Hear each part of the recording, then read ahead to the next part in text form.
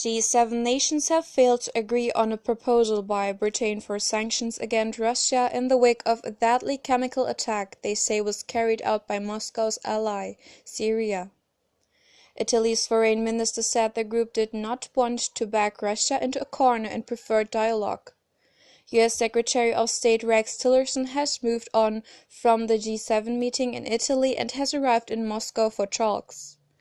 He insists Syria's president could not play a part in the country's future.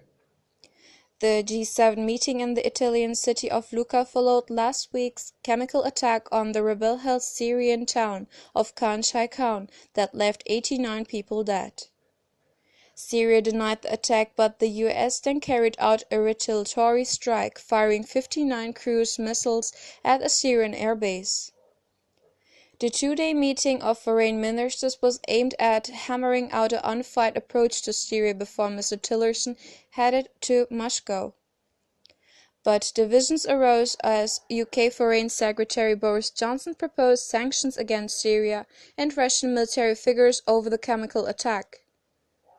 BBC diplomatic correspondent James Robbins says Mr. Johnson had hoped for some form of explicit support, but the final G7 communique does not mention sanctions.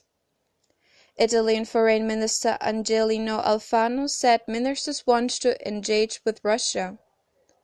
We think the Russians have the leverage that is needed to put pressure on and to get him to observe the commitments with regard to ceasefire, he said.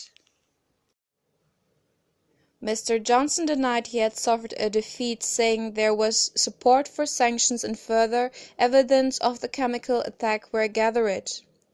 One thing that did appear to unite the group was the future of Mr. Assad. Mr. Tillerson summed it up, saying, "It is clear to all of us that the reign of the Assad family is coming to an end.